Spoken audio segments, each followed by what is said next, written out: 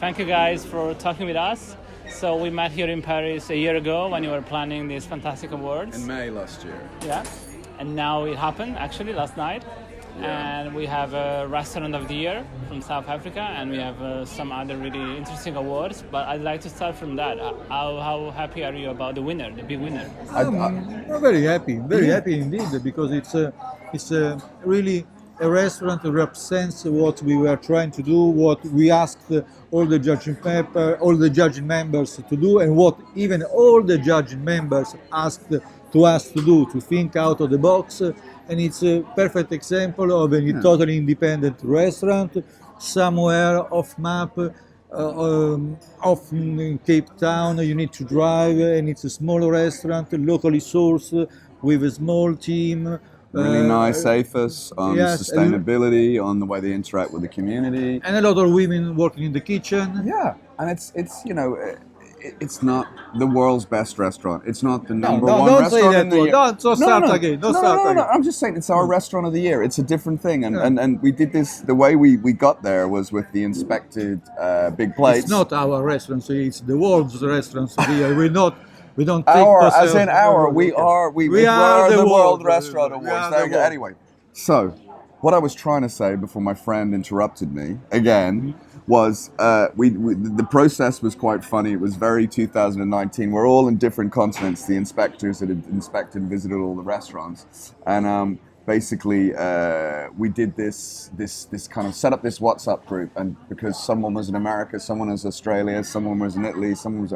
And this went on. It started on Friday and it's finished on Sunday. Sunday night. And everyone made the case for their choice for the restaurant that they'd picked in their category, and it just became clear. It was unanimous. We all agreed this place is perfect. This is the perfect place to represent what we're about.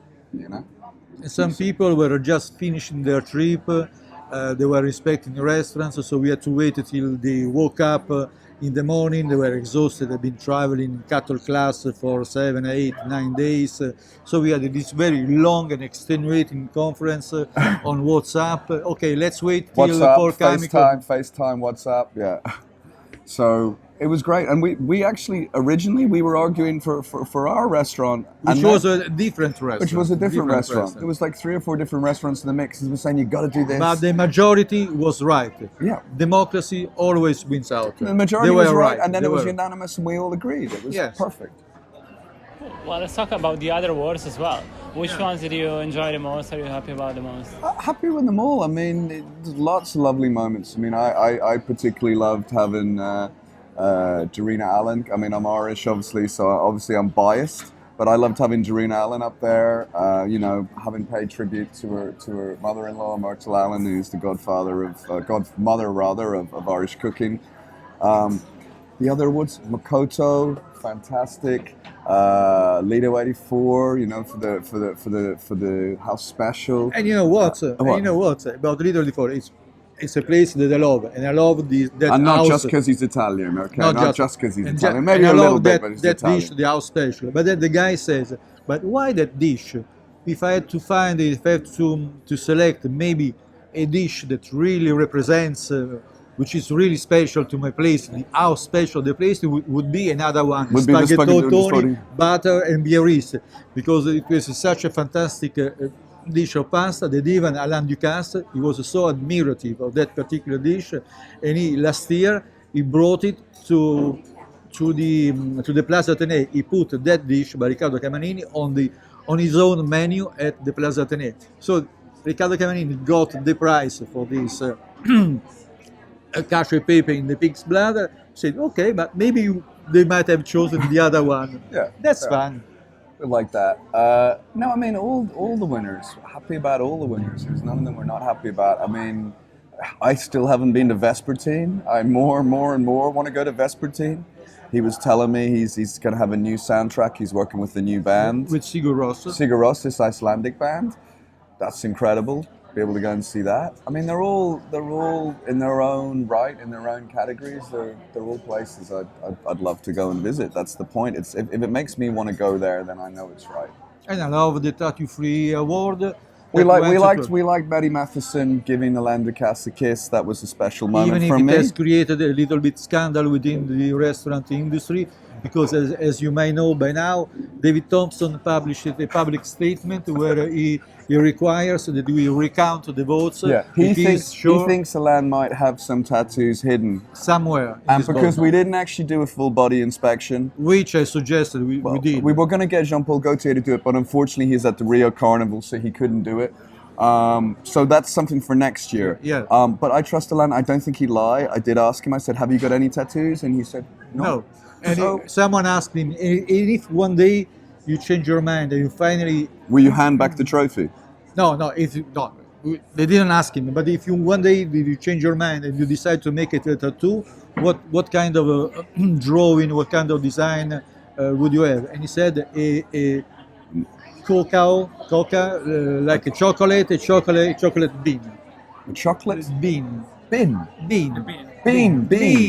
Cacao bean. Cacao bean. Okay. All right. Okay. All right. And the kitchen without tweezers. Did you open all the drawers? Did you check everywhere? She didn't have tweezers somewhere. Yeah. I mean, again, you know, with these those awards, the small plates particularly, I think people are being a bit too literal about them. It's not just the tattoos. It's not just about body art. It's about being classic and not following fashion. With the tweezers, it was about more rustic, naturalistic. You know, I imagine a lot of kitchens have fish pliers. Yes. But that's not tweezers. It's about that kind of precise. You know, our restaurant of the year, he's got tweezers. He's got a lot of tweezers, you know. So it's not about saying tweezers about it. It's just about let's look at other things, you know. So. And looking at 2020, what do you think? 2020, can achieve? Even better. Yeah, we'll try to be better. We're going to try and make it better. We're going to we believe in a better education. We're going to keep working with the judging panel, make it even more collaborative. We're staying in Paris. You might throw another workshop. Yeah, we're going to hopefully do another workshop. Hopefully this summer we're going to flying all these people and sit down and discuss. Okay, how can we improve the whole thing? What are your suggestions? And then again, we got some ideas for new categories. We're going to switch out a lot of the categories. You know, maybe have some vegetable restaurant of the year I quite like, and then the offal restaurant. The offal award. Yeah. Okay, we have the vegetable award. Maybe the offal, the guys who are really doing a good job with offals. There's also something is becoming more and more rare these days. We got to go back to our list of 57 categories, but then we got to go 56, excuse me, and then we've got to go back to the judging panel and say, look, which ones you think are a good idea. Yeah. Because again, democracy rules. Democracy rules. We are the first democratic organization, totally democratic organization in this field. How much did it take from the workshop last year to shape the awards? More than 50. tweezer free that came out of the workshop. Tweezer free was How Special came out of the workshop. Yes. And just generally the consensus that people wanted to do something different, that they didn't want it to be about all the same restaurants. And of course we've got some famous names in there, and nobody's going to say that Mugaritz or Noma is a discovery, but it's about us looking at everything. We've got enough new stuff that I'm happy that we've delivered enough. Because we asked them to think out of the box, they asked us to think about the box, and when they actually voted, they really went totally free, and the results were like flowing from the four ends of the world. It was really difficult to put all the bits together. And finally, it wasn't just about food, you also had other awards, like the one that you gave to Food for Thought or Futorios, that are also for, you know, food that for ethical thinking. Yeah.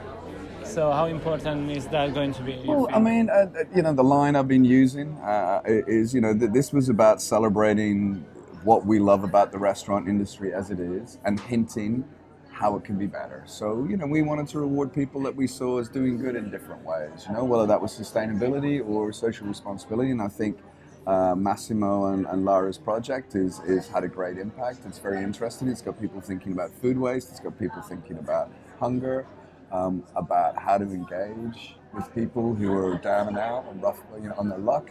It's also brought the restaurant community in to do some charity work, good work, to help out in the kitchen. It's all built on volunteers, so that was lovely to recognize that. But, you know, the other shortlisted in that category as well, you know, St. Peter in Australia, you know, a guy that's talking about in seafood sustainability in Australia, a country that's got totally sustainable fishing stocks, but still imports 70% of its fish from unsustainable sources in Asia.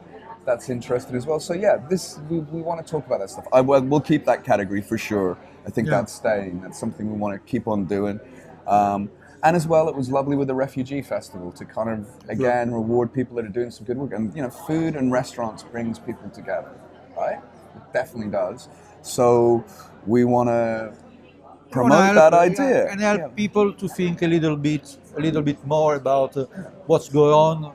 It's not just about eating. It's not just about sitting and eating. And God knows we love eating and drinking and, sitting in a restaurant. But it's got to be holistic. It's got to be about the whole thing. Thank you, guys. Thanks to you. Pleasure.